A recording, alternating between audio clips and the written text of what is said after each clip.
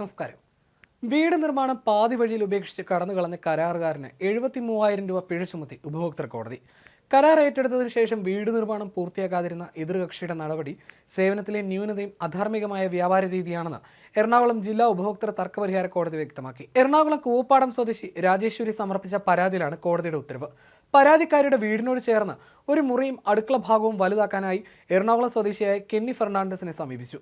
3.69 ലക്ഷം രൂപയുടെ എസ്റ്റിമേറ്റ് എതിർകക്ഷി തയ്യാറാക്കി.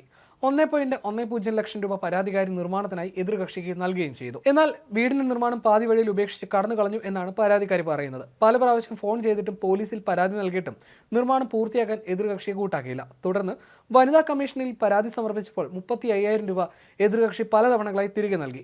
ബാക്കി ലഭിക്കേണ്ട 65,000 രൂപ എതിർകക്ഷിയിൽ നിന്ന് ഈടാക്കി നൽകണം എന്നാവശ്യപ്പെട്ടുകൊണ്ടാണ് പരാതിക്കാരി കോടതിയെ സമീപിച്ചത്. അധാർമികമായ വ്യാപാര രീതിയും സേവനത്തിൽ ന്യൂനതയും എതിർകക്ഷിയുടെ ഭാഗത്ത് കണ്ടെന്ന് കോടതി അഭിപ്രായപ്പെട്ടു.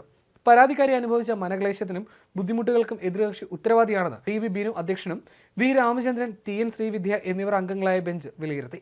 പരാതിക്കാർക്ക് ബാക്കി നൽകാനുള്ള 65,000 രൂപ, 5,000 രൂപ നഷ്ടപരിഹാരം, 3,000 രൂപ കോടതി ചെലവ് എന്നിവ 45 ദിവസത്തിനകം എതിർകക്ഷി പരാതിക്കാരിക്ക് നൽകണമെന്ന് കോടതി ഉത്തരവിട്ടു.